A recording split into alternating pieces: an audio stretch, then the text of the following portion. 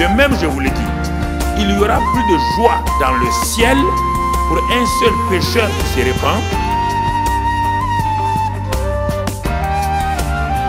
Je suis descendu sur la terre pour faire la volonté de mon Père. Et la volonté de mon Père, c'est que je ne perde personne.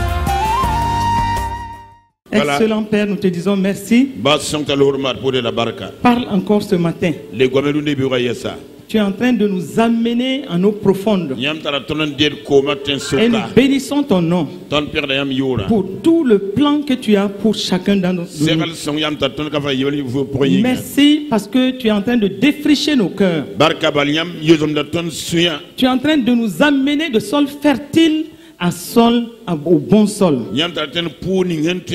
Tu veux voir le fruit que tu as planté en nous. Merci Saint-Esprit. Glorifie Jésus encore ce matin. Amen, amen, amen. Amen, amen, amen. Amen. Je crois que nous sommes contents d'être dans la présence de Dieu. Moi, je suis contente de voir chacun d'entre vous. Et quand je vois l'assemblée, je vois toujours la gloire de Dieu. Que nous le voulions ou non, la présence de Dieu nous visite constamment quand nous sommes là. Et n'oublions pas que nous sommes dans la décennie de la destinée fructueuse. Quand je me préparais pour ce message, un moment le Seigneur a ouvert mes yeux sur cette décennie dans laquelle nous sommes. Et nous sommes en train d'aller vers la fin de cette décennie. Il est bien dit décennie de la destinée fructueuse. Destinée fructueuse. Ça veut dire que chacun d'entre nous doit porter du fruit. Ce que Dieu a mis dans chacun, selon le conseil de sa volonté, c'est qu'il a décidé que tu dois porter et manifester. Que tu le veuilles ou non, tu dois porter et manifester cela. Parce que ce n'est pas un homme qui l'a conseillé. C'est selon le conseil de sa volonté. Tu dois produire des fruits. Tu dois agir selon ce que le Seigneur a mis déjà en toi. Il a dit dans Jean 15, verset 16, il dit: ce n'est pas vous qui m'avez choisi, c'est moi qui vous ai choisi, afin que vous alliez, que vous portez du fruit, et du fruit qui demeure. Donc vous ne l'avez pas choisi, c'est lui qui nous a choisi. Est-ce qu'on est d'accord avec ça? Donc on est d'accord aussi qu'il y a du fruit que nous devons porter. Et nous devons porter ces fruits-là qui vont demeurer, afin qu'ils se réjouissent par ce que nous faisons. Aussi, nous devons être heureux dans notre activité. Et l'homme de Dieu nous a dit ces derniers temps, tout ce que nous sommes en train de faire, nous sommes sur le terrain de l'évangélisation, le témoignage, les œuvres sociales, et tout ce que nous sommes en train de faire, si cela se combine avec un cœur sanctifié, avec un cœur défriché, nous sommes certes le sol fertile, mais nous devons devenir un bon sol, mais un bon sol qui va produire le fruit que Dieu a déjà mis en nous. Et ce bon sol là, selon ce que Dieu a mis, un portera 30, un autre 60, un autre 100. Mais le plus important, c'est que ce que Dieu a dit, ce que Dieu a mis en toi, tu dois le faire sortir. Il y a un plan pour ta vie, il y a une destinée pour ta vie, il y a quelque chose de particulier que toi tu dois faire. Et ce que tu dois faire, c'est différent de ce que ton frère doit faire, c'est différent de ce que ta soeur doit faire. Mais selon son appel, selon ce qu'il a dit de toi, il t'a appelé, tu dois porter du fruit. La proclamation n'est jamais faite par un fait de hasard. Nous sommes dans cette décennie. Nous devons porter du fruit. Et depuis un temps, nous sommes sur le terrain. Nous produisons des résultats. Mais si le Seigneur a voulu qu'on rentre dans cette série, c'est parce qu'il voit que dans nos vies, il y a des choses qui doivent être arrachées. Dans nos vies, il y a des choses qui doivent être déracinées. Pour comme ensemencer davantage, mettre du fumier pour que ce qui est planté en nous, que ça puisse pousser. Ce qui est planté dans nos vies, que ça puisse pousser.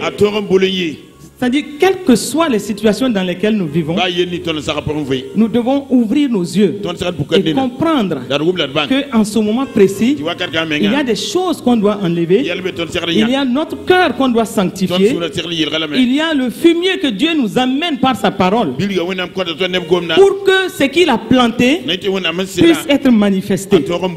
Parce que certaines choses peuvent étouffer ce qu'il a planté en nous. Et c'est pourquoi quand nous sommes passés des 4 sols, nous avons vu les caractéristiques des 4 sols. Et nous avons vu aussi dans chaque sol ce qu'il y avait à faire, les faiblesses de chaque sol. Et nous sommes arrivés au 3e sol. Et nous avons parlé du sol fertile. Et la semaine dernière, nous avons dit du sol fertile, nous devons devenir le bon sol. Et pour devenir le bon sol, l'exhortation a été faite qu'il y a 3 éléments importants. Et la semaine dernière, il a dit la foi, l'espérance et l'amour. Et nous nous sommes appesantis sur l'amour. Parce que l'amour, c'est l'élément fort. L'amour, c'est l'élément qui contrôle la foi et l'espérance. Et sans amour, notre cœur ne peut pas être préparé. Même s'il y a une bonne semence en nous, si nous ne veillons pas sur notre cœur, cette semence sera étouffée. Cette semence n'ira pas loin. Et elle deviendra infructueuse. Et il est vrai, nous sommes du sol fertile. Et nous devons avancer vers le bon sol. Nous sommes engendrés par la parole, régénérés par l'Esprit. Toutes les conditions de départ sont là. Maintenant, cette semence-là, quand elle est arrivée, qu'est-ce qu'elle a trouvé dans notre vie qui peut bloquer sa croissance? Qu'est-ce que cette semence a trouvé depuis notre arrière-plan jusqu'au moment où nous sommes en train de parler du bon sol qui doit porter des fruits? Quelle situation ça a trouvé? Quels sont les défis que ça a trouvé? Quelles sont les conditions que ça a trouvé qui font que la semence est toujours rabougrie dans notre vie? La semence là, elle devait rapidement pousser parce que la parole de grâce qui est sémée en nous ne peut que croître, ne peut que porter les fruits, parce que Dieu même a voulu que ce soit ainsi, selon ce qu'il attend de toi et de moi. Et ce qu'il attend de toi, c'est différent de ce qu'il attend de moi. C'est différent de ce qu'il attend de ton frère. Mais tout cela pour le bien du royaume, pour l'expansion du royaume. Au moment où le royaume va récolter, au moment où le royaume va bénéficier de ces fruits-là, nous-mêmes nous bénéficions aussi de l'intérêt de ce que Dieu a fait. C'est pourquoi Paul dit aux Romains, dans tout ce que nous traversons, que tu le veuilles ou non, Dieu te voit comme plus que vainqueur. Dans tout ce que nous traversons, que tu veux ou non, tu es triomphateur. Et ça c'est pour toi, ça c'est pour moi. Mais qu'est-ce qui arrive? On arrive dans le christianisme, on ne se fixe pas sur le vrai évangile. Le problème qui nous a attirés au christianisme, ce problème là, on est fixé sur ce problème, on tourne autour de ce problème. Donc pendant tout le temps, on est en train de prier pour que ce problème là soit réglé. Soyons d'accord. Si tu viens par un problème. Comme le cas de cette jeune femme dont on a parlé le mercredi. Tu viens par un problème et elle est oppressée au service. On a mis le pied sur sa promotion. On a mis le pied sur ses droits. Et il y a des ennemis de gauche à droite. Voici une qui arrive dans le christianisme, mais tout son problème, puisqu'elle est venue, parce qu'on lui a dit qu'en venant dans le christianisme, elle aura la victoire sur ses ennemis. Mais maintenant elle arrive, elle ne s'approprie pas déjà de la victoire de l'évangile. Non, elle est en train de prier chaque jour. Retour à l'envoyeur. Au nom de Jésus. Chaque jour, elle est en train de crier à Dieu. Elle est en train de crier pour que Dieu la libère, pour que Dieu la protège. Alors que la parole de Dieu dit que 1000 tombent à son côté et 10 000 à ta droite. Rien ne t'atteindra. Alors que la parole de Dieu dit tes ennemis viendront contre toi par un seul chemin. Ils s'enfuiront d'eux même par 7 chemins. Est-ce que je me fais comprendre? Il dit, la parole te dit que tu as un Dieu qui ne sommeille pas, qui ne dort pas. Donc il te garde constamment. Mais voici cette femme-là qui va être tout le temps en train de prier. Prier. Et quand elle se lève le matin, elle a 2 heures de communion avec le Seigneur. Elle va prendre au moins 1 heure 30 pour bombarder dans la prière. Parce qu'elle croit que sa protection dépend de ses prières. Est-ce que je me fais comprendre? Mais au même moment, quand elle fait cela, à la fin, elle prendra juste 30 minutes pour feuilleter la parole de Dieu. Mais en ce moment, au moment où elle feuillette, elle se fixe sur les passages qui concernent son problème et qui peuvent lui donner du réconfort. Mais elle ne va pas aller au-delà de ses problèmes pour rentrer dans la vie du vrai évangile. Elle ne le fait pas. Donc du coup, ce que Dieu a mis en elle, l'appel de Dieu, ce que Dieu a sémé en elle, ça devient rabougri. Puisque elle ne va pas dans la parole dans son entièreté. Elle ne va pas sur l'évangile dans son entièreté. Pour comprendre qu'en réalité, au moment où elle est en train de prier pour certaines choses, Dieu lui a dit que c'est déjà fait pour toi. Tu es en train de prier, tu es en train de crier, mais Dieu t'a placé au-dessus de tous ces problèmes. Parce qu'en Christ, nous avons une vie supérieure. En Christ, nous sommes placés au-dessus des problèmes. Et c'est ça le vrai évangile. C'est ce que nous devons comprendre. Mais comme nous sommes rentrés par la voie de nos problèmes, pour maintenant sortir de ça rapidement, sauf si tu es enseigné, pour comprendre qu'en réalité, il ne faut pas aller sur les chemins qui te donnent juste le mirage, mais il faut t'approprier de ce qui est pour toi. Et en ce moment-là, tu es dans le repos. L'évangile te donne le repos. Pas l'agitation, pas les oppressions. Mais tu es dans le repos. Tu vois les choses se passer autour de toi. Mais tu es tranquille. Parce que la parole t'a déjà assuré de tout. Tu es tranquille. Et en ce moment-là, cette tranquillité qui te permet aussi d'être en bon terme avec tes frères. Même si quelqu'un t'en veut, toi, fais en sorte que certaines situations ne viennent pas de toi. Fais en sorte que ton cœur soit dans le repos, dans la tranquillité, dans l'amour, les relations fraternelles positives. La parole va croître. Et ça va croître rapidement de façon à ce que tu puisses produire 30, tu puisses produire 60, tu puisses produire 100 selon ce que Dieu a dit de toi. Est-ce qu'on se comprend ce matin? Mais maintenant, si toi tu es dans des luttes,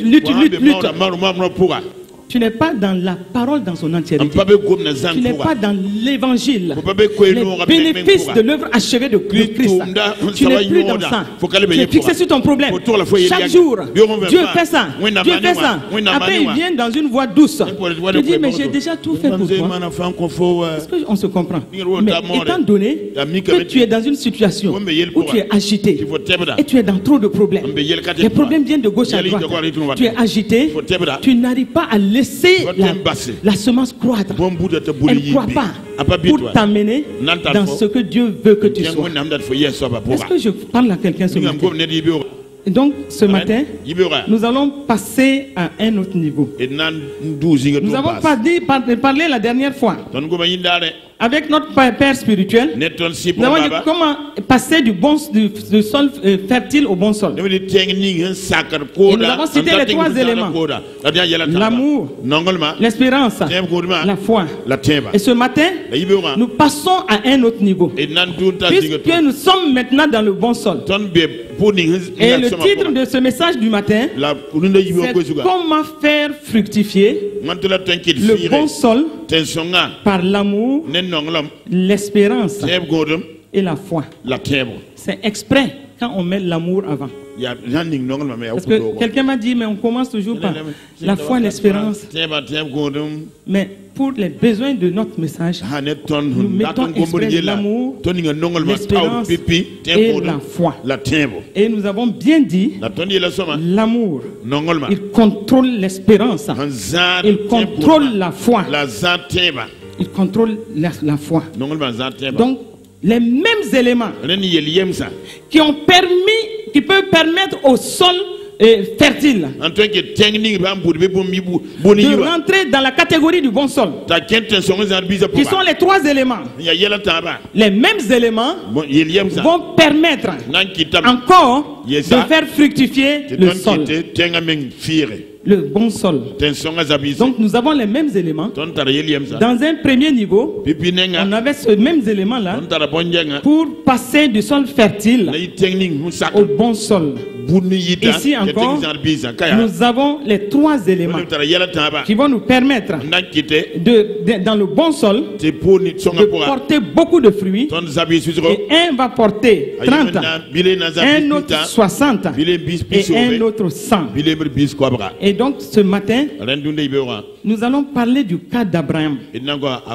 Vous savez, Abraham, c'est l'homme de l'Ancien Testament et du Nouveau Testament. La vie d'Abraham traverse la Bible. On le retrouve dans l'Ancien Testament, mais on trouve encore le témoignage de cet homme-là dans le Nouveau Testament, mais de façon plus amplifiée.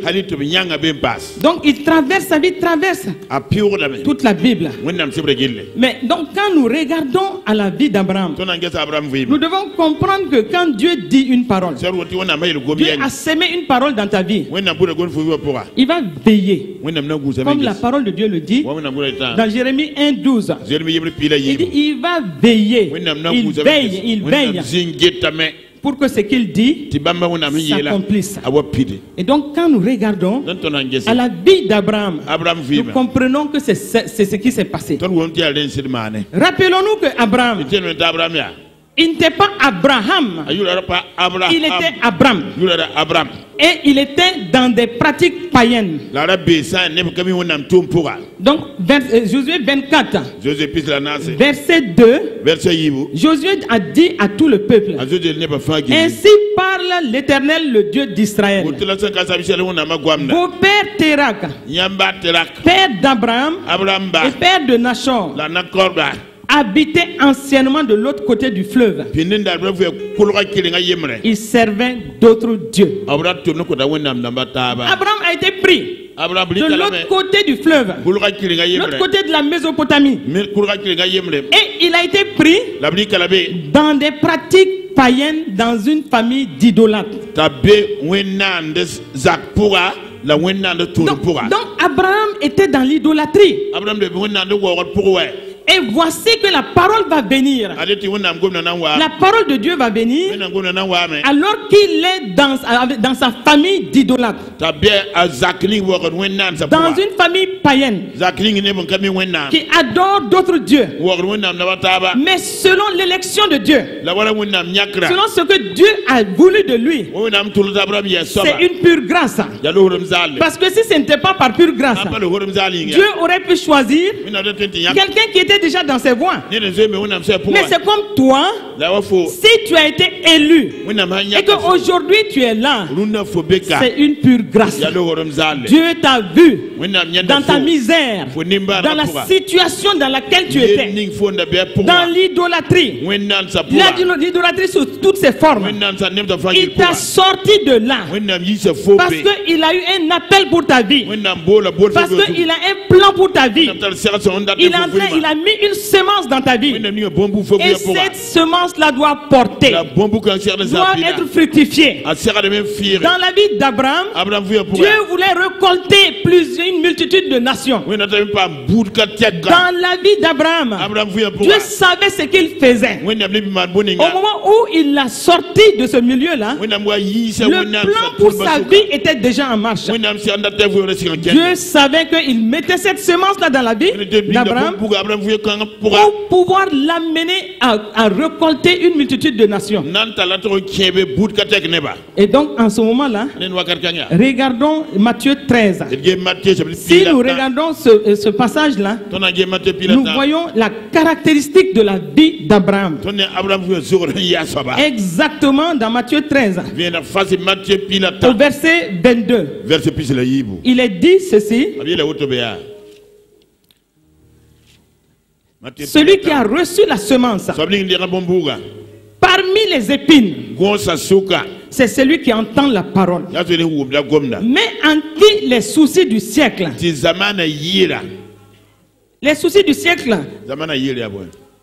et la séduction des richesses étouffe cette parole et la rend infructueuse. Abraham a reçu la parole. Il a reçu la parole sur une terre, et une terre qui était caractérisée déjà par plusieurs types de problèmes. Dans un premier temps, dans Genèse 11 verset 30, la parole de Dieu nous signale rapidement que quand il sortait avec son oncle, non, avec son père Térak, la parole de Dieu dit: Abraham n'avait pas d'enfant. Sa femme Sarah était stérile. Donc même si c'est dit rapidement, nous comprenons que voici déjà un problème. Un problème que Abraham vivait. Il vivait ce problème-là et on en parle rapidement. Maintenant, la semence est venue dans la vie d'Abraham sur un fond d'idolâtrie, puisqu'il était dans l'idolâtrie. Mais dans tout cet environnement, la semence est venue. Si la semence est venue, ici, il y a des épines.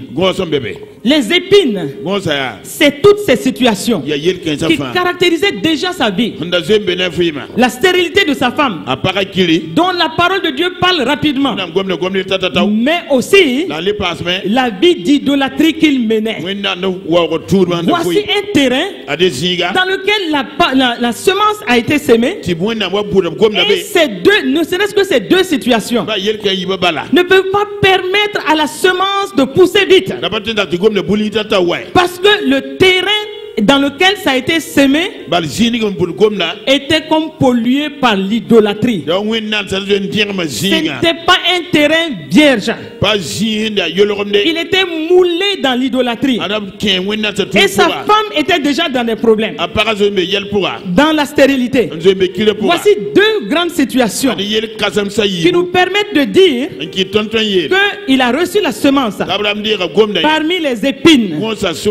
Et il a entendu la parole, mais écoutez, plus tard, au moment où il a reçu la parole, dans Genèse 12, il a reçu cette parole. Dieu lui a donné une parole forte et il devait, à partir de cette parole-là, qui était la semence dans sa vie, il devait commencer son voyage vers le sol fructueux. Le sol qui allait permettre à Dieu de récolter une multitude de nations. Donc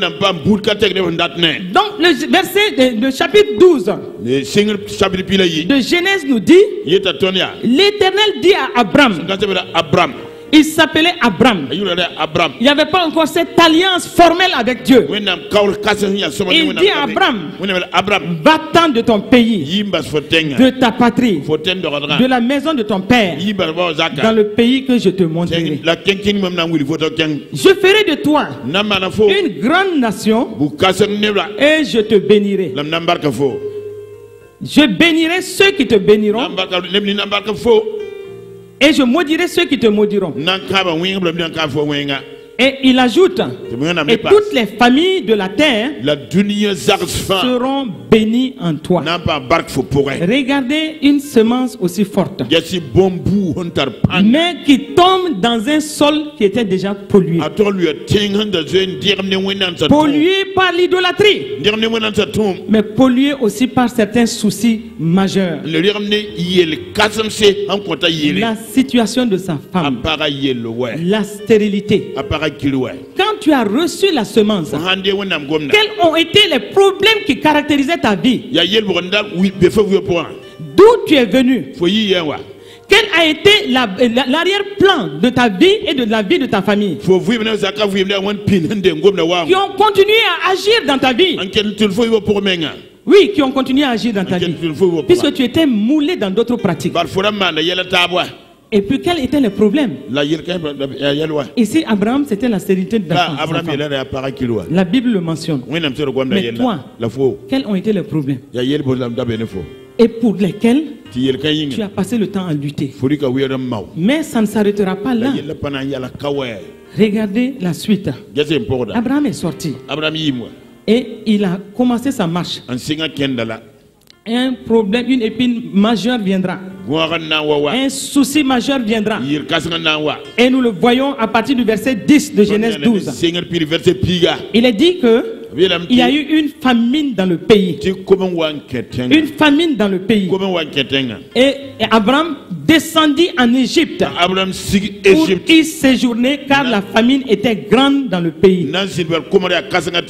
Donc voici un souci du siècle. Voici un problème majeur qui vient encore se greffer sur ce qui était déjà, sur son fond d'idolâtrie, sur la stérilité de sa femme. Mais voici, la famine vient.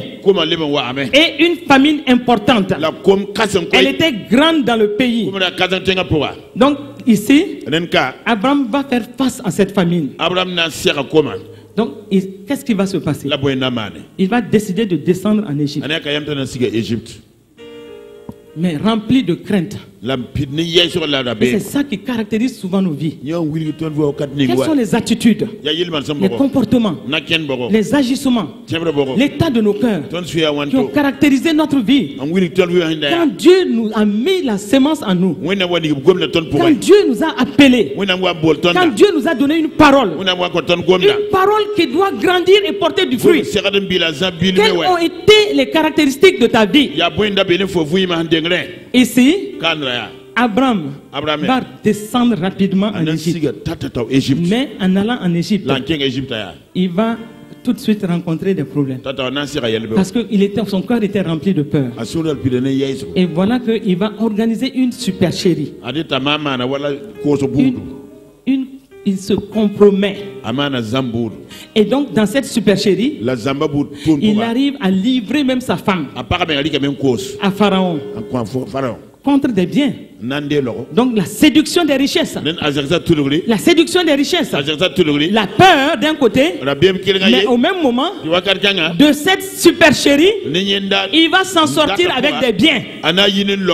Dans cette supercherie, il cherchait à se protéger, mais la séduction des richesses.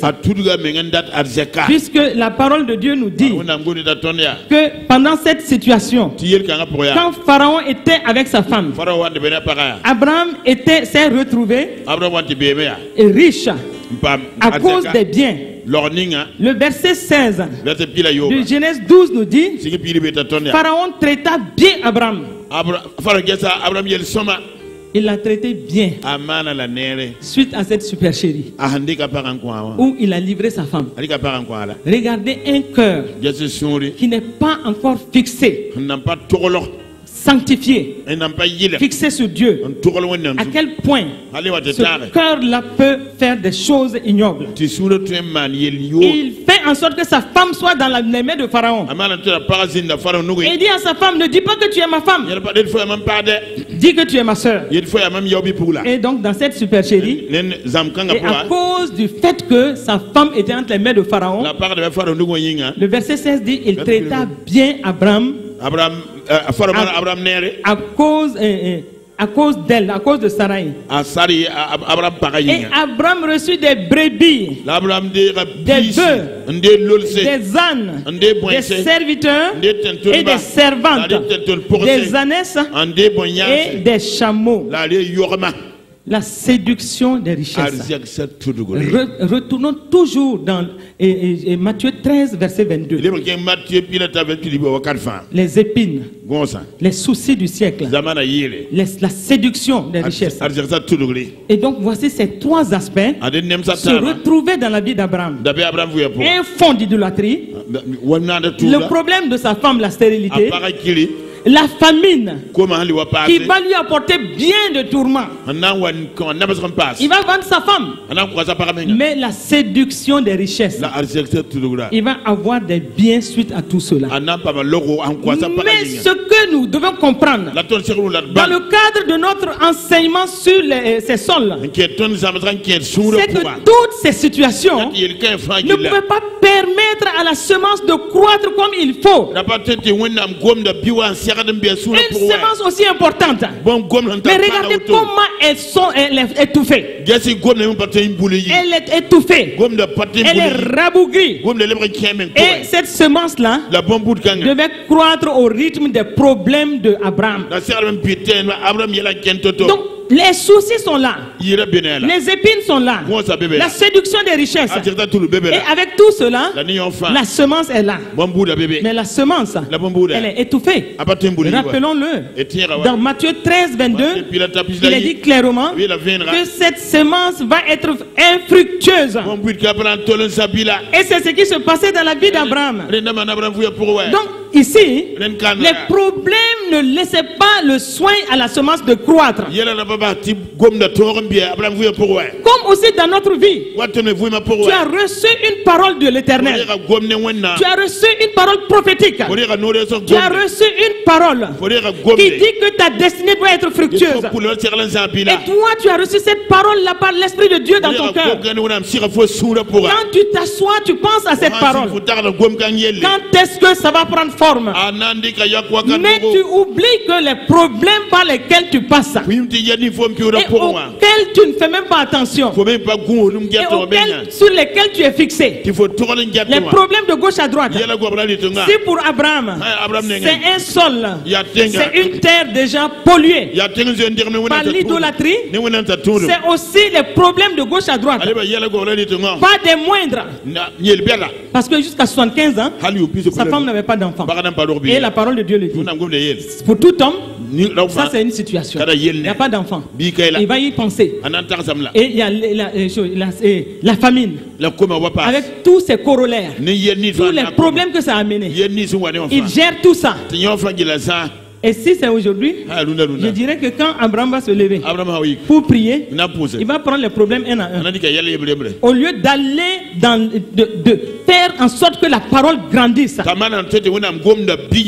l'amener vite vers le but, il va être en train de rapidement de prier pour chaque situation. Et il ne rentrera pas dans la parole pour se laisser mirer dans la parole, pour comprendre qu'il y a des choses qui doivent sortir de sa vie et permettre à cette semence-là de croître et de l'amener rapidement vers le but, vers cette grande prophétie qui a été donnée pour sa vie. Et c'est pas fini. Dieu voit Abraham dans toutes ces situations. Dans toutes ces situations. Une attitude négative. Une attitude qui n'est pas du tout à la gloire de Dieu. Dieu le défend par moments. Il le défend. Puisque son choix s'est porté sur lui. C'est comme toi aussi. Regarde bien dans ta vie. Dieu t'a parlé. Tu es en train d'avancer. Et tu es en train de voir quand est-ce que la parole va prendre place. Mais les problèmes par lesquels tu passes, Dieu vient toujours à ton secours. Il vient à ton secours. Même les problèmes que toi-même tu crées, même les problèmes dans lesquels toi-même tu as provoqué. Comme Abraham a provoqué cette situation avec Pharaon. Mais regardez comment Dieu va le défendre. Dieu va aller parler à Pharaon. Que c'est pas sa soeur, hein? C'est sa femme. Remets-lui sa femme. Regardez comment Dieu peut nous défendre. Dans ta situation aussi, Dieu te défend. Dans ta situation aussi, Dieu vient à ton secours. Il veut que ce qu'il a sémé soit manifesté. Et puis, sache une chose, il ne va pas te lâcher. Non. Son choix s'est porté sur toi. Il ne va pas te lâcher. Il ne va pas t'abandonner. Quelles que soient les situations, il ne va pas, il est patient.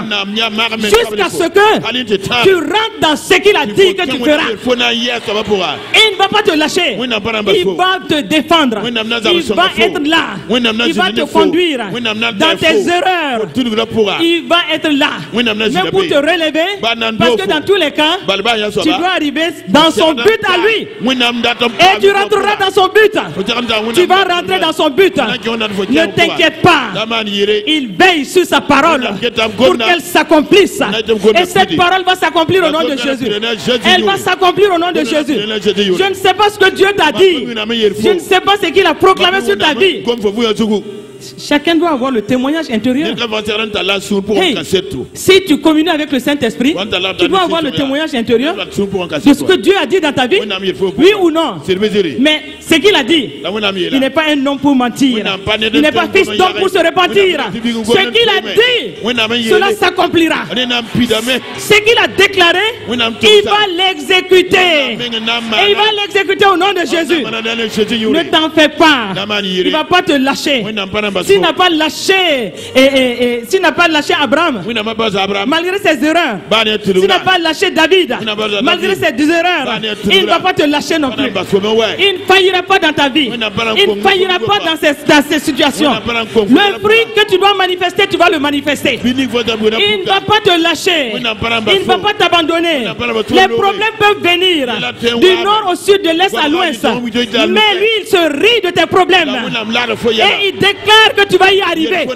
Tu vas y arriver. Même s'il va t'entraîner, tu vas arriver, tu vas y rentrer. Les fruits vont se manifester au nom de Jésus-Christ de Nazareth. C'est pourquoi je proclame encore l'accélération de la croissance dans ta vie. Au nom de Jésus-Christ de Nazareth, le fumier sera là et la semence va pousser. Elle va fructifier pour que ce qu'il a déclaré dans ta vie, que toi seul tu connais. Il y a des choses que tu n'as même pas partagées avec les gens. Non, c'est pas tout qu'on partage avec les gens. Non, non. Mais ce qu'il a dit, laisse-moi te dire, ça va s'accomplir. Ça va s'accomplir, ça va s'accomplir. Oh, ça va s'accomplir. Ça va s'accomplir. Les problèmes peuvent pousser. Regarde. Abraham, c'était 24 ans. Il tournait de gauche à droite. Il était enroulé dans ses problèmes. 24 ans. Parce que Dieu dit, un jour pour lui c'est comme 1000 ans. Et 1000 ans c'est comme un jour. C'est pourquoi toi tu regardes au temps. Tu te dis mais pourquoi ça attend? Pourquoi ça attend? Mais je te dis que ça arrivera. Ça arrivera, ça arrivera. Ça arrivera. Ça arrivera. Et puis c'est pas fini. Les problèmes vont se multiplier. Je ne suis pas en train de prophétiser que les problèmes vont se multiplier dans ta vie. Moi je suis en train de te dire, prends courage. Sache une chose, ça peut tourner comment? Les problèmes n'ont pas continué à venir. Toi, sois convaincu que la décennie de la destinée fructueuse, ça sera la limite pour certains problèmes. Et tu vas rentrer dans ce qu'il a déclaré, ce qu'il a dit. C'est pourquoi, même quand tu verras certaines choses se passer, reste ferme en Christ. Reste ferme. Le plan de sa qu'il a décrit pour ta vie, ça va s'accomplir. Reste ferme. Tout ce que toi tu as fait, assainis ton cœur. Sois positif dans ton cœur. Reste serein. Reste tranquille. Mais avec la pensée que ce qu'il a dit, ça va s'accomplir. Et un homme ne peut pas arrêter cela. Non, non, non. Ce qu'il a dit, que tu as dans ton cœur, ça va se faire. Voici au chapitre 13. Puisqu'il est sorti avec son neveu Lot. Alors que quand Dieu lui a dit de sortir, il n'a pas ajouté. Il n'a pas ajouté que Lot devait suivre. Voici une autre erreur. Lot, c'est sa chair. Parce qu'à cause de la chair, certaines choses ne marcheront pas dans sa vie. Lot est sorti. Abraham est sorti avec Lot. Donc, la chair va se manifester. Les querelles vont se manifester un moment. Entre ton esprit et ta chair, certaines choses n'iront pas. Et c'est ce qui se passe ici. Le chapitre 13. Nous voyons que Abraham était devenu riche. La chair aussi était devenue riche. La chair croissait dans les richesses. Et Abraham, lui aussi, il avait ses richesses. Si tu laisses la chair dominer, elle va t'arrêter. Elle va te retarder. C'est ce qui va se passer entre Abraham et Lot. Il y a des choses qui n'allaient plus. La séduction des richesses. La séduction des richesses ne peut pas laisser le terrain sans bagarre. Les bergers de Lot et les bergers d'Abraham vont commencer déjà à se faire la bagarre. Les deux camps vont commencer déjà à se manifester l'un contre l'autre. Voici une situation qui ne donnera pas la paix à Abraham.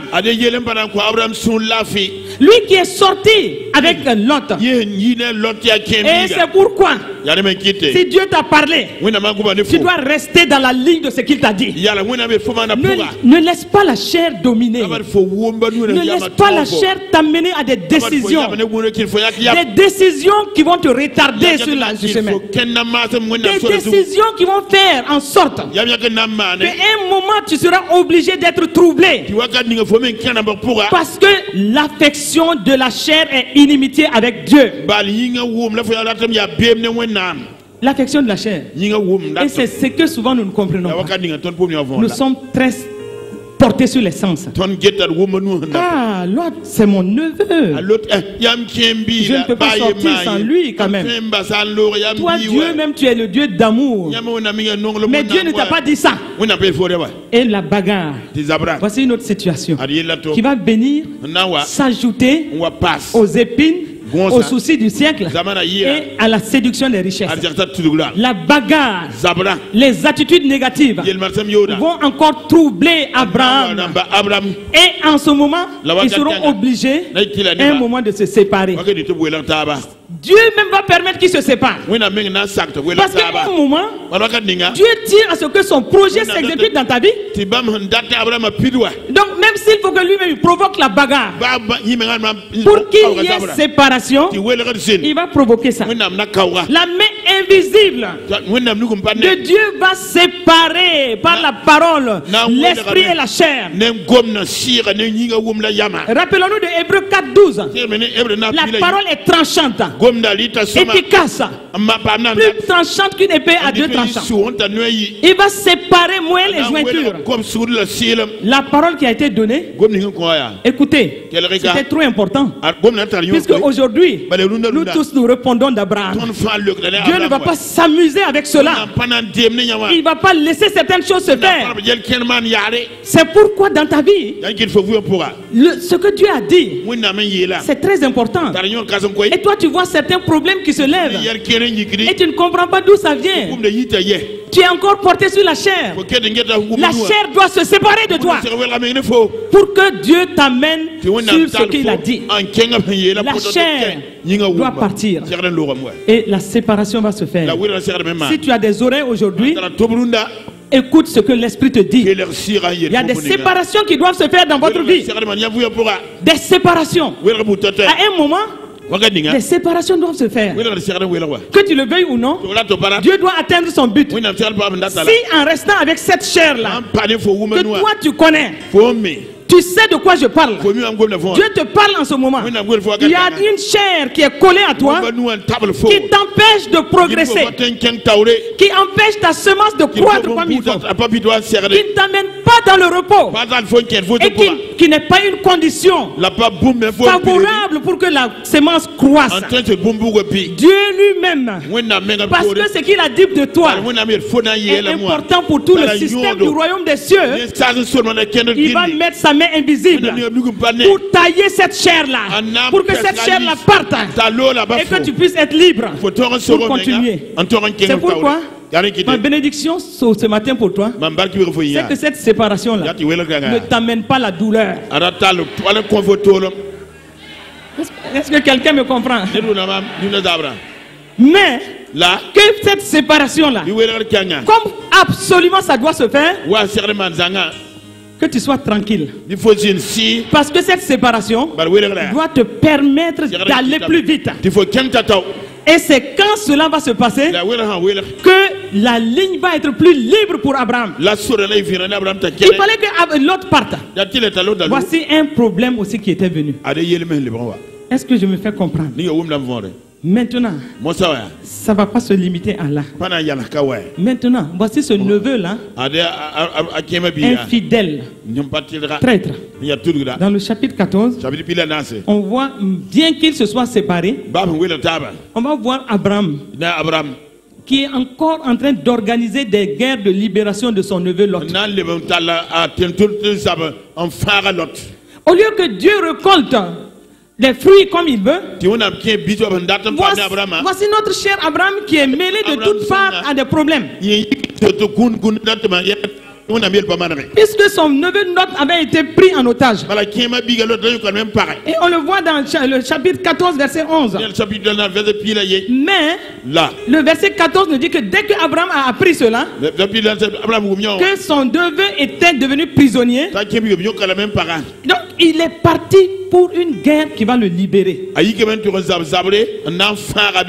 Voici des situations qui sont là, qui étouffent la semence, qui étouffent le plan de Dieu, l'appel de Dieu. Et plus tard, nous voyons maintenant Abraham dans des doutes. Le chapitre 15, il commence ici à exposer sa situation de stérilité, ce qui veut dire que c'était une souffrance pour lui. Et maintenant il dit à Dieu, non, toi tu dis tout ton plan là, mais je n'ai pas d'enfant. Oui, il n'a pas d'enfant. Pour que le plan, il puisse voir que le plan est en train de s'exécuter. Si jusqu'ici il ne s'était pas exprimé, mais au chapitre 15 il s'exprime clairement. Et il dit à Dieu que voici, il n'a pas d'héritier. Et pour ne pas vous retenir, la suite de tout cela, nous voyons un autre problème. Agar, qui était cette servante égyptienne. Vous voyez la suite de tous les problèmes. Sarah va prendre gracieusement sa servante donnée à son mari. Est-ce qu'on se comprend? Est-ce que ça peut marcher? Ça ne peut pas marcher. Tu prends ta servante, tu donnes toi-même à ton mari, et tu ne veux pas de problème dans ta famille. C'est-à-dire que tu le veuilles ou non, ça va arriver. Que tu le veuilles ou non.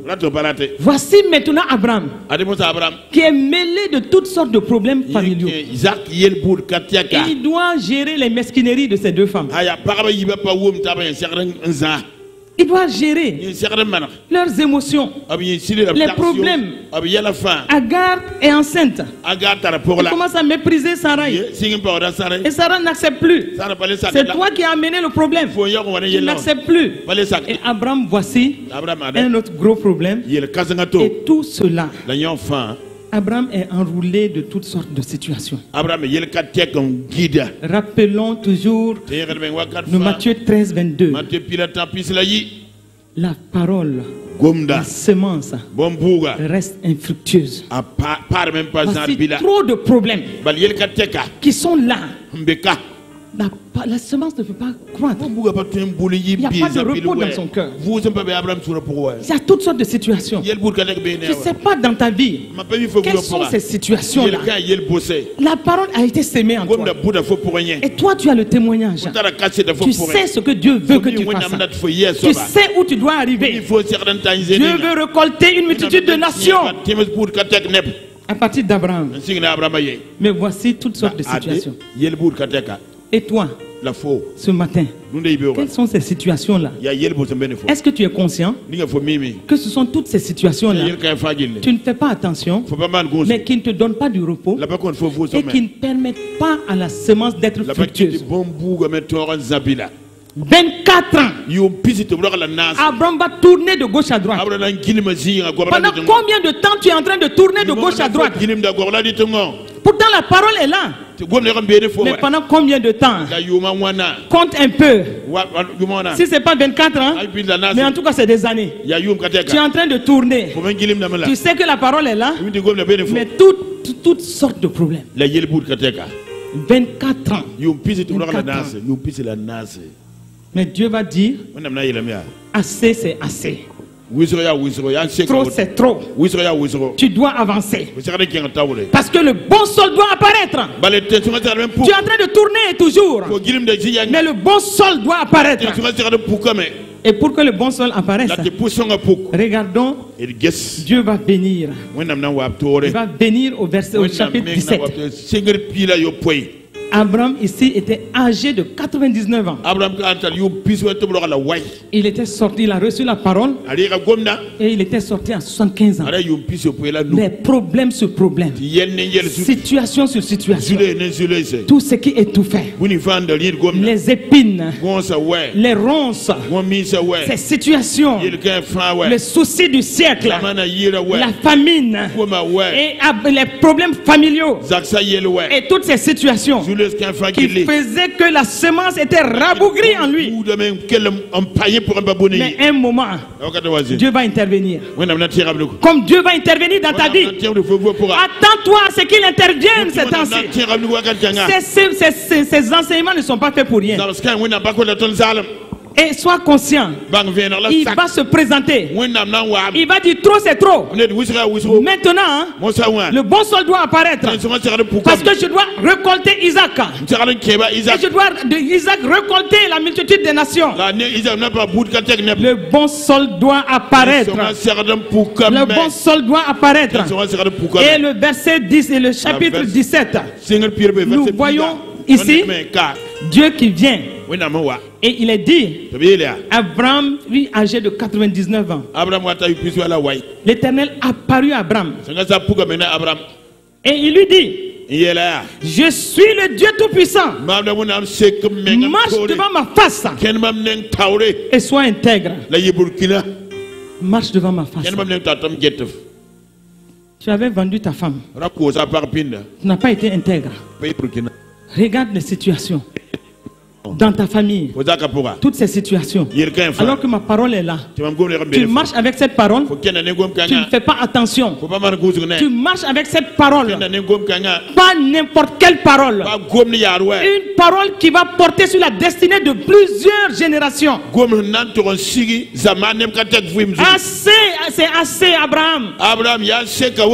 Marche devant ma face maintenant et sois intègre. Le bon sol apparaît maintenant. Le bon sol apparaît. Et comme le bon sol apparaît, Dieu dit, j'établirai mon alliance entre moi et toi et je te multiplierai à l'infini. Je te multiplierai à l'infini. Et c'est là où, puisque le bon sol apparaît, Dieu va changer l'identité de Abraham. Et il dit désormais, tu ne t'appelleras plus Abraham, tu t'appelleras Abraham. Et Dieu lui-même se place dans son nom. Dieu se place dans sa vie. Puisque de toi-même, tu es en train de tourner de gauche à droite. Maintenant, je suis en toi. C'est comme Christ en nous. C'est l'espérance de la gloire. Christ en nous, nous devons arrêter de tourner de gauche à droite. Marche devant ma face. Sois intègre. Et voici l'alliance. Tu vas changer de nom. Et ta femme aussi va changer de nom. Parce que dès lors que la parole est sortie cette fois-ci, dans le bon sol, tu dois commencer à te fructifier. Tu n'as pas le choix que de commencer à se fructifier. Tu n'as pas le choix que de commencer à manifester les fruits. Et c'est là où nous voyons les 3 éléments clés qui vont commencer à se manifester. Marche devant ma face et sois intègre. Regardez.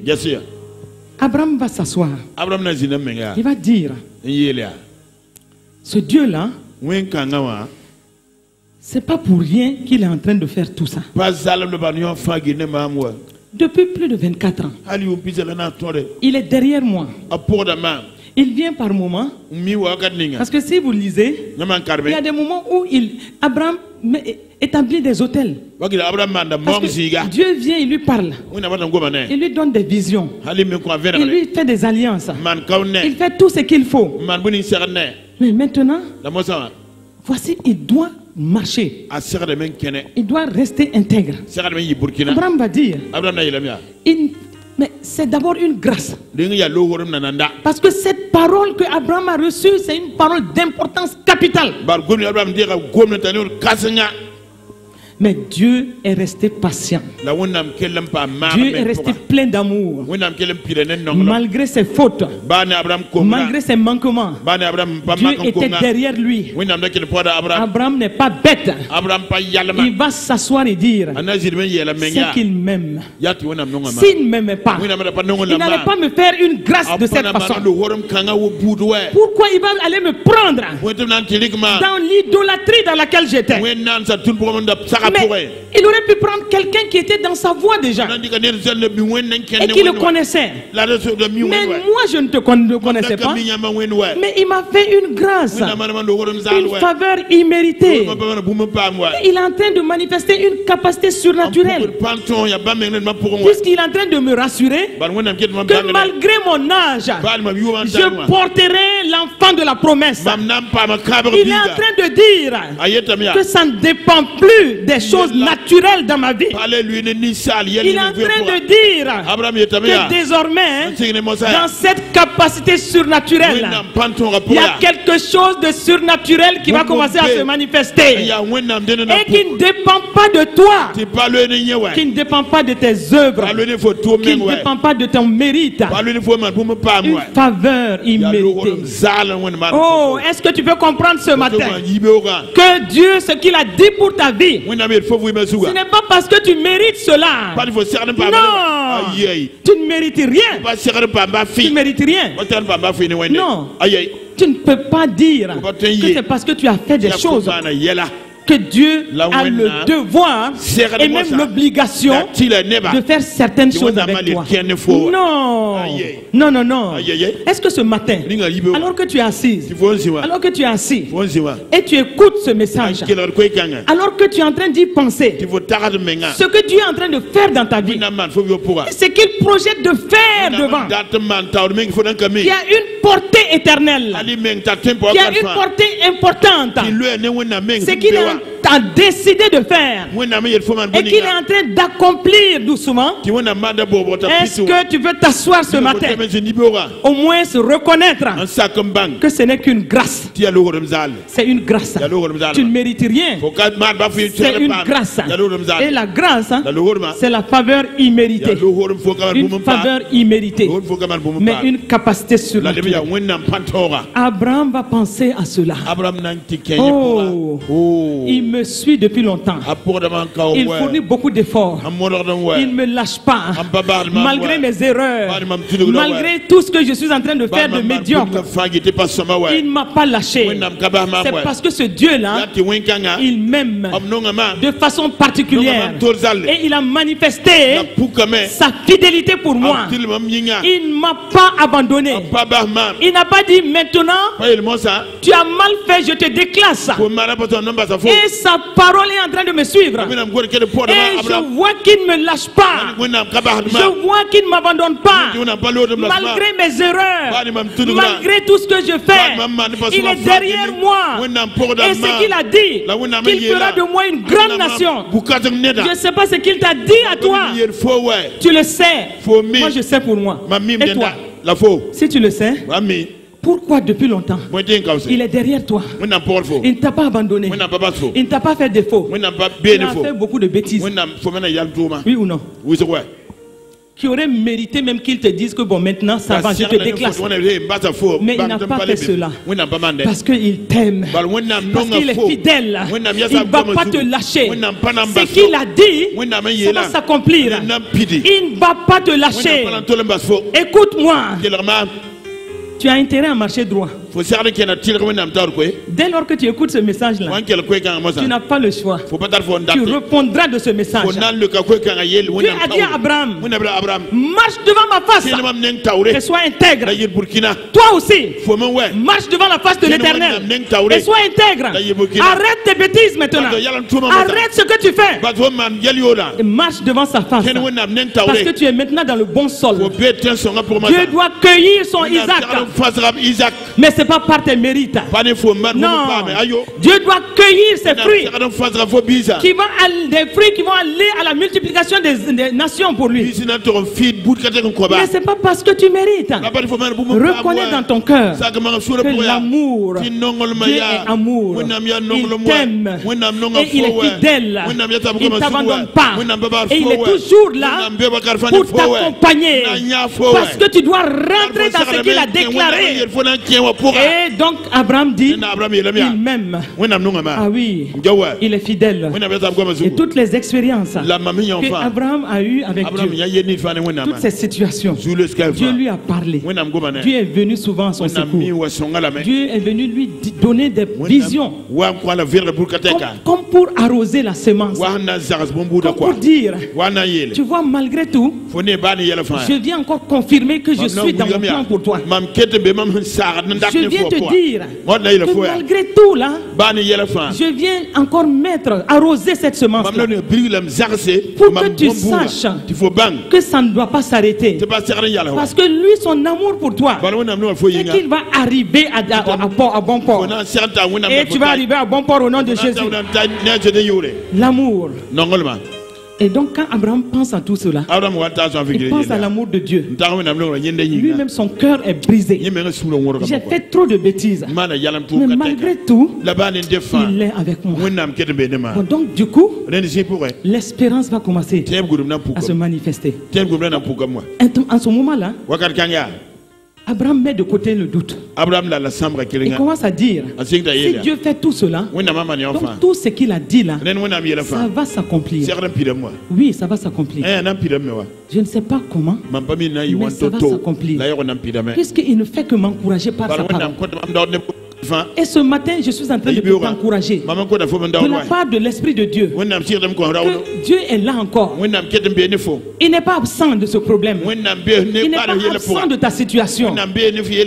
Il est fidèle. Oui, il est fidèle. Et parce qu'il t'aime, et parce qu'il veut que tu rentres, reconnais son amour. Et si tu reconnais son amour, reste dans l'amitié avec Dieu. L'amitié de Dieu, comme le dit le Proverbe 24. Et pour ceux qui le craignent, regardez comment Abraham, il a eu beaucoup d'expérience. Il a appris à connaître Dieu. Et comme il a appris à connaître Dieu, il a apprécié son amour. Il est devenu ami de Dieu. Au point où un moment, Dieu va dire que je ne peux rien faire sans dire à Abraham. Parce que l'amitié était là. Maintenant, dans nos termes aujourd'hui, quel est ton degré de communion avec le Saint-Esprit? C'est parce que Abraham était proche de Dieu. Même quand il veut déconner, Dieu le ramène. Et il se soumet. Mais toi, quelle est ta communion avec le Seigneur? Si on parle d'amitié d'Abraham avec Dieu, aujourd'hui nous parlons de la communion avec le Saint-Esprit. L'espérance est née. Et comme l'espérance est née, Abraham va dire, l'amour de ce Dieu pour moi fait que je crois que ce qu'il a dit s'accomplira. Je ne sais pas quand, mais je dois espérer. L'amour va faire en sorte que l'espérance va naître. L'amour de Dieu pour nous, quand tu t'assois, tu dois être brisé par l'amour de Dieu pour toi. Et si Dieu fait tout cela, donc ce qu'il a dit, crois aussi que sa fidélité va se manifester.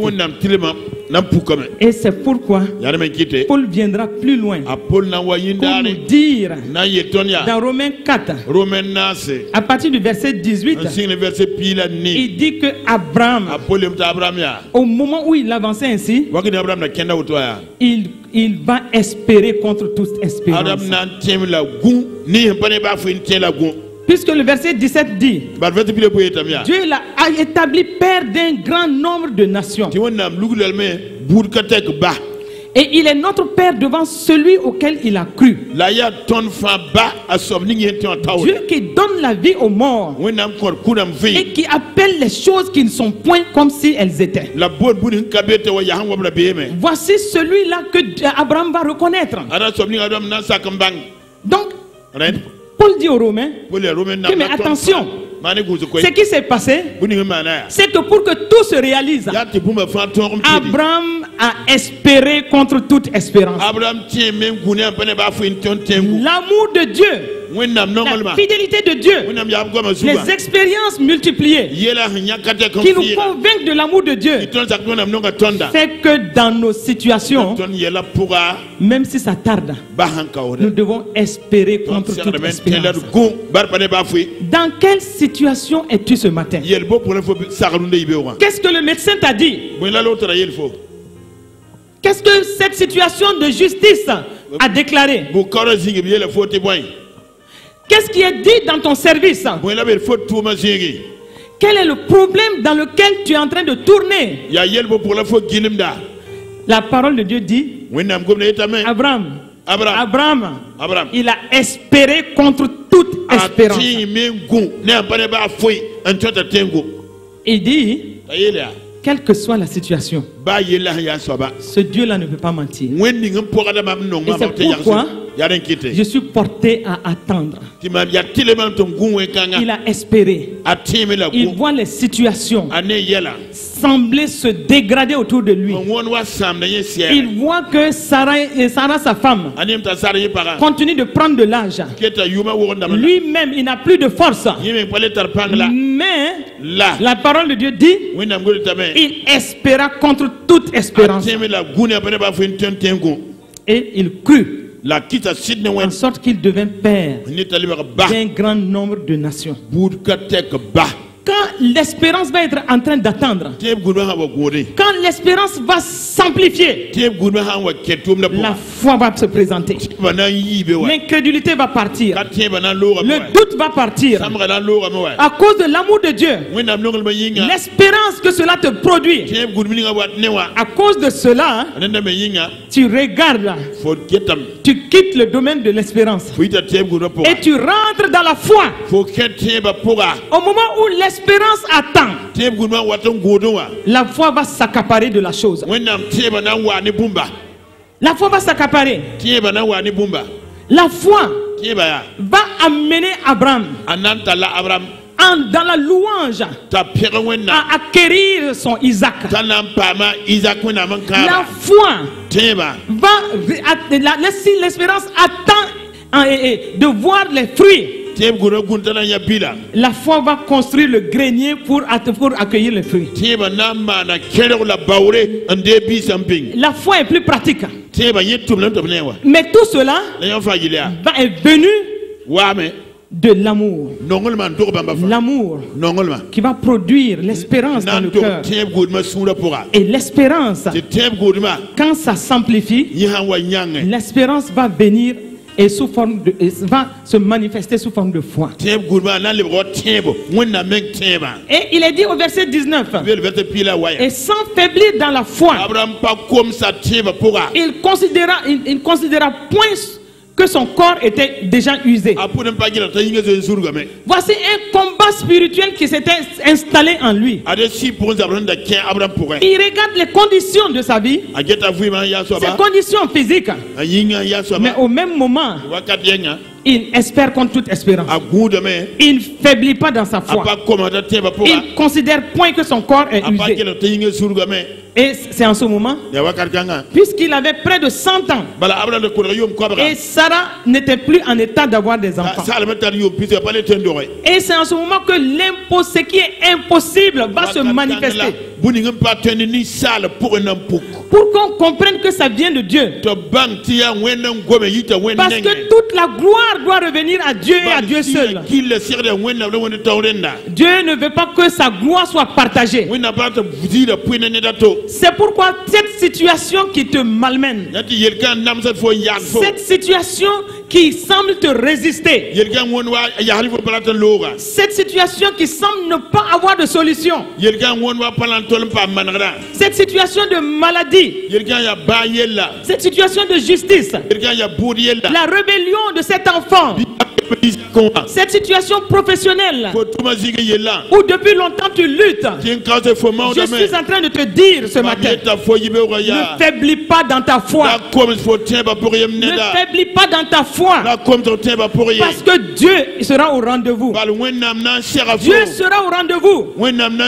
Et en ce moment-là, quand tout se passera, tu comprendras que ce n'est pas un homme qui a agi. Tu comprendras que ce n'est pas un homme qui a fait cela pour toi. Tu comprendras que la gloire doit revenir à Dieu et à Dieu seul. L'amour, l'espérance et la foi dans ta vie, ça doit devenir la corde à 3 fils. Et Ecclésiaste dit que cette corde à 3 fils ne peut pas faillir, ne peut pas se casser. Parce que tous ces 3 éléments sont liés à Dieu. L'amour est lié à Dieu. L'espérance, nous avons le Dieu d'espérance. Et la foi est liée à Dieu. Et comme Dieu ne faiblit pas, comme Dieu ne faillit pas, toi aussi tu ne vas pas faillir. Et c'est pourquoi, regardez, ces 3 éléments vont permettre à Abraham de récolter Isaac. Et c'est pourquoi l'exhortation pour soi ce matin, accroche-toi sur ces 3 éléments. Mais l'amour, pas seulement dans le sens de Dieu à nous, parce que notre cœur doit être préparé, et pas l'amour philéo, mais de façon horizontale, verticale et horizontale. Nous devons développer l'amour pour que la semence puisse croître comme il faut. L'amour pour nos frères. L'amour pour nos frères. Dieu nous regarde. Qu'est-ce qui se passe dans ton cœur par rapport à ton frère, par rapport à ta soeur? Quel est l'état de ton cœur? Est-ce que ton cœur est sanctifié? Est-ce que ton cœur est purifié? Vous savez, le thème de l'amour là, c'est un thème pour toute la vie. Est-ce qu'on est d'accord? C'est un thème pour toute la vie. Parce qu'au moment où tu crois avoir maîtrisé, il y a des choses qui vont venir te dire. Mais maintenant, où est-ce que tu en es? Mais on ne va pas chercher l'amour ailleurs. L'amour, Romains 5:5 le dit, l'amour a été répandu dans nos cœurs par le Saint-Esprit. Si tu dis que tu es un enfant de Dieu, l'amour doit être la première marque de ta nouvelle naissance. et l'amour sincère. C'est pourquoi le peuple de Dieu est interpellé. Pourquoi vous savez, quand nous écoutons certains enseignements, Dieu nous tient redevables de ces enseignements. C'est pourquoi ton cœur doit être assaini. L'amour pour nos frères, l'amour dans les différentes situations, l'amour qui pardonne, l'amour qui s'ouvre, qui est ouvert aux autres. Cet amour-là qui ne juge point, l'amour qui ne juge point, et l'amour qui est patient. Vous savez, l'amour est une nature. C'est la nature de Dieu, mais aussi c'est le fruit de l'esprit.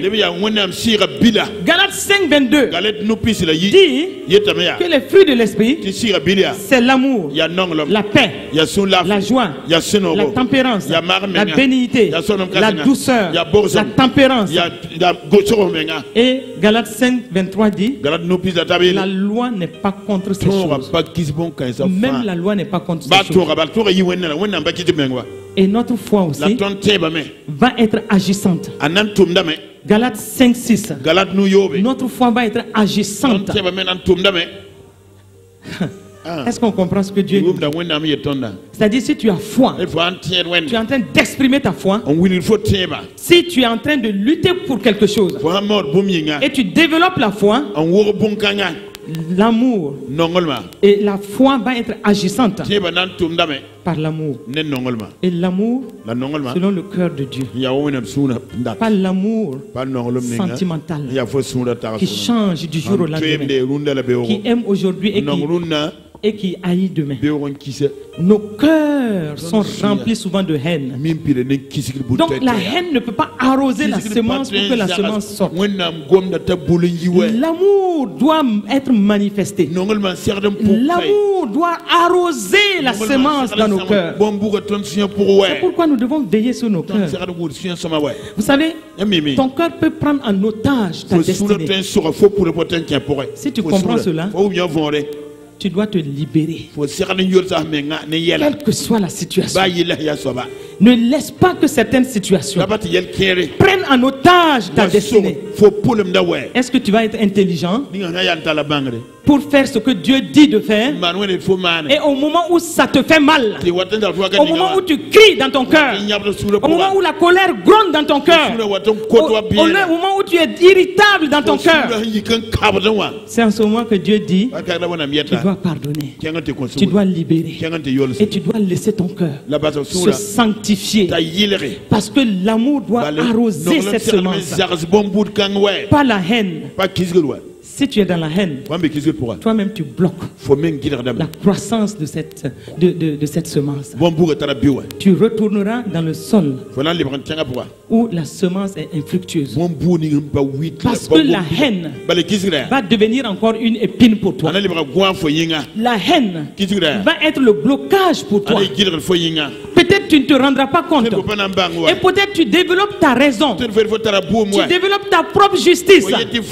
Mais Dieu t'interpelle ce matin. Regarde à l'état de ton cœur. Regarde à ce qui se passe dans ton cœur. Au moment où tu défends cette semence-là, au même moment ton cœur est dans la haine, dans le jugement. Ton cœur est dans l'amertume. Et donc la semence est rabougrie. Alors qu'il faut qu'elle pousse. Si elle ne pousse pas, tu ne récolteras pas de fruits. Est-ce que je parle à quelqu'un ce matin? Si elle ne pousse pas, elle ne te permettra pas de récolter. Dieu ne récoltera pas. Toi-même tu ne récolteras pas. Et tu es blocage. C'est pourquoi la plupart d'entre nous, nous ne voulons pas laisser l'Esprit de Dieu mettre le doigt sur des choses que nous devons déraciner. Il faut enlever les herbes mauvaises. Il faut permettre à la semence de croître. Il faut permettre à la semence de s'épanouir. Il faut permettre à la semence de te faire récolter les fruits.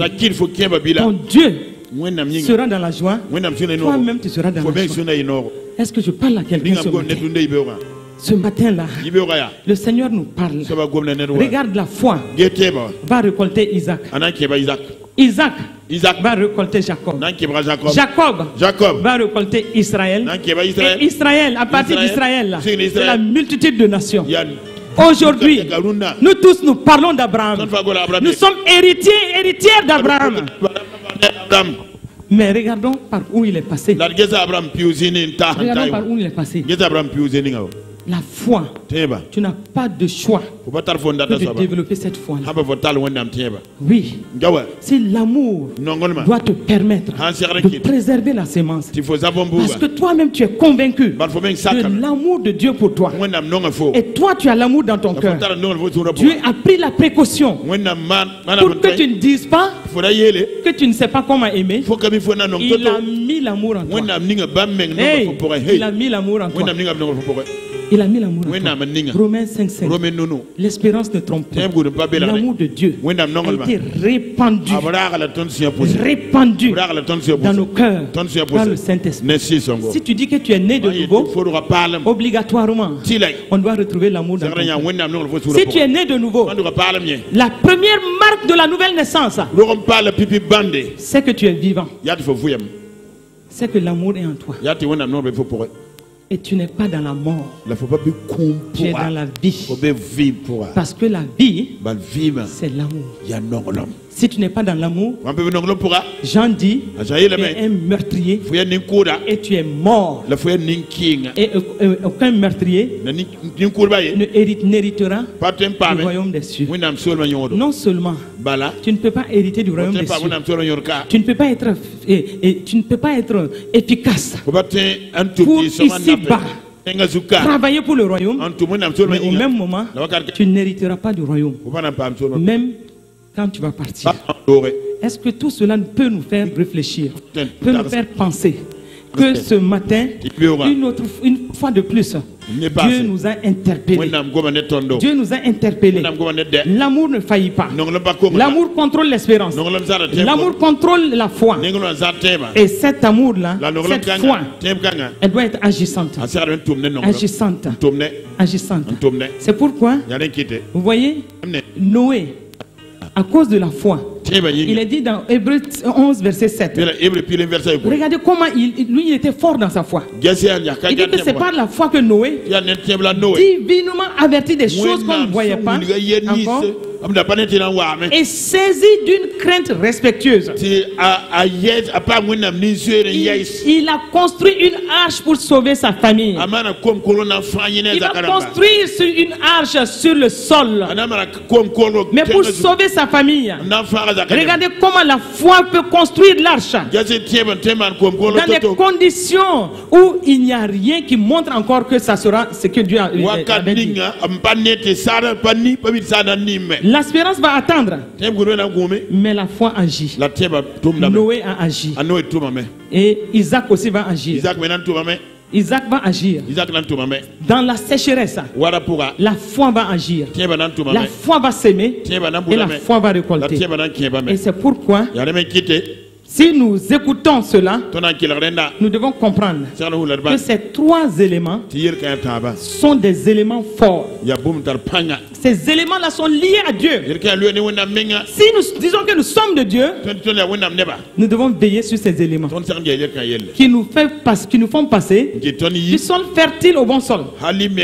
Mais aussi, ce sont ces trois éléments qui vont faire fructifier notre bon sol, pour que nous puissions porter 1 pour 30, 1 pour 60, 1 pour 100. Et c'est pourquoi Dieu va nous dire, et dans 2 Pierre 1, il dit que c'est pour tout cela. Faisons tous nos efforts pour afin d'ajouter à notre foi. Dans cette version-là, il est dit la qualité morale. Et il ajoute la maîtrise de soi, la persévérance, à la persévérance la piété, à la piété l'amitié fraternelle, à l'amitié fraternelle l'amour. Si ces choses sont en nous et se développent en nous, elles ne vont pas nous laisser infructueux. Elles ne vont pas nous laisser inactifs. Elles ne vont pas nous laisser stériles. Donc ici encore, l'amour est là. Il est présent partout. Il est présent partout. Donc, c'est à nous de savoir comment nous jouons. Ces choses doivent être en nous.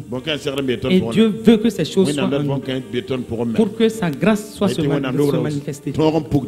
Si ces choses sont en nous, en vous, et ils sont en abondance, elles ne vous laisseront point oisifs ni stériles pour la connaissance de notre Seigneur Jésus-Christ. Mais le verset 9 dit: mais celui en qui ces choses ne sont point est aveugle.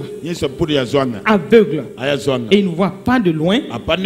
Et il a mis en oubli la purification de ses anciens péchés. C'est pourquoi je termine par là. Frère, c'est pourquoi, frère, appliquons-nous d'autant plus à affermir notre vocation et notre élection. Car en faisant cela, nous ne broncherons jamais. Et nous porterons des fruits. Un pour 30, un pour 60, un pour 1000. Ce sera la gloire de Dieu et de Dieu seul. Amen, amen, amen, amen, amen, amen, amen, amen, amen, amen, amen, amen, amen, amen, amen, amen. Est-ce que tu veux ce matin, ce que tu as écouté, tu as quelque chose à dire à Dieu? Tu as quelque chose à dire à Dieu. Commence à parler en langue. Parle en langue. Alors que tu es assis, parle en langue. Parle en langue. Parle en langue. Il y a des choses qui ont été dites. Forcément, Dieu t'a interpellé. Dieu t'a interpellé. Dis quelque chose à Dieu. Ouvre ta bouche et parle. Parle à Dieu. Ces choses doivent être en nous. Ces choses doivent être en nous. Dieu a un plan pour ta vie. Dieu a un plan pour ma vie. Dieu a fait un appel pour nous. Et nous devons rentrer dans cet appel. Nous sommes dans la décennie de la destinée fructueuse. Nous devons être fructueux. Les fruits doivent être manifestés. Qu'est-ce qu'il y a arraché dans ta vie? Arrache cela ce matin. Mets ta main sur ta poitrine et commence à parler à Dieu. Il y a des choses que Dieu doit enlever. Il y a des choses que Dieu doit enlever. L'amour, l'espérance et la foi. Où est-ce que tu en es? L'amour vertical de Dieu à nous, horizontal avec nos frères, avec nos frères. Notre cœur doit recevoir, doit laisser la semence croître. La semence doit croître dans le repos, dans l'amour fraternel, dans la sanctification. Et le Seigneur veut que nous avançons avec tout cela afin que lui soit heureux et que nous aussi nous soyons heureux dans notre activité. Continue à dire quelque chose à Dieu ce matin. Il veut faire avancer. Ce qu'il a dit, ça se fera. Ce qu'il a déclaré, il va l'exécuter. Mais il a besoin de toi et de moi.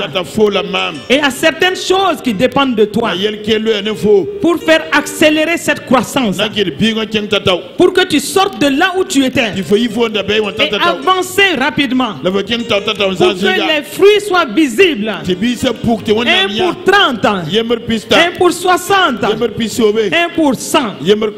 Dieu a ce plan-là et tu dois manifester cela. Tu dois être heureux dans ton activité. Tu dois être heureux dans ton activité. Oui, ce matin, le Saint-Esprit est en train de sceller ton engagement. Il est en train de sceller ton engagement. Il est en train de sceller ton engagement. Au même moment, il est en train de déraciner, enlever des choses. Les choses qui doivent être enlevées. Les choses qui doivent partir. Les choses qui étouffaient tes semences. Les épines qui étaient là. La séduction des richesses. Les ronces. Les soucis de ce siècle. Ce matin, tu as été été interpellé. Tu as été interpellé. Tu dois laisser la semence croître. Parce que tu dois arriver à destination. Tu dois produire ce que Dieu veut que tu produises.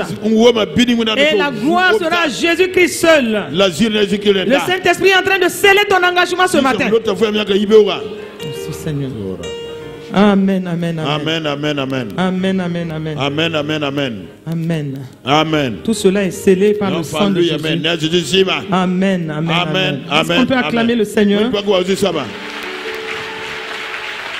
Alors, quand on est là ce matin, tu as certainement été invité en ce lieu. Ou encore tu es venu là. Le Seigneur te tend la main. Ce matin, si tu es là, nous t'invitons à lever ta main simplement pour accepter Jésus-Christ comme ton Seigneur, comme ton Sauveur. Une nouvelle vie va commencer en toi. Un nouveau départ dans ta vie. Une nouvelle perspective dans ta vie. Pour que ta vie puisse porter suffisamment de fruits. Est-ce que tu es là? Tu lèves ta main simplement. Nous allons prier avec toi. Lève ta main. Voilà, je vois des mains qui se lèvent derrière. C'est une affaire personnelle. Est-ce qu'on peut se tenir debout? Ceux qui ont levé les mains, tenez-vous debout, nous allons prier avec vous. Ne regardez ni à droite ni à gauche. C'est une affaire personnelle. Le Seigneur est là ce matin. Il veut faire un nouveau départ dans ta vie. Lève-toi, toi qui hésites encore. Que ce soit au dehors ou que ce soit ici. Tiens-toi debout, nous allons prier avec toi. C'est un nouveau jour pour toi. Un nouveau départ dans ta vie. Pour ceux qui sont debout, vous pouvez répéter après moi.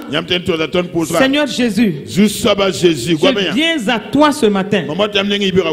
J'ai écouté ta parole et je reconnais dans mon cœur que tu es le Fils de Dieu venu sur cette terre pour le salut de l'humanité. Et parce que je crois dans mon cœur, je confesse que tu es mon Seigneur, que tu es mon Sauveur. Je t'accepte dans ma vie. Et à partir d'aujourd'hui, je nais de nouveau par le Saint-Esprit. Désormais, Dieu est mon Père. Je suis enfant de Dieu. Et je marche. Et je suis conduit par le Saint-Esprit. Amen. Amen. Amen. Amen. Amen. Amen.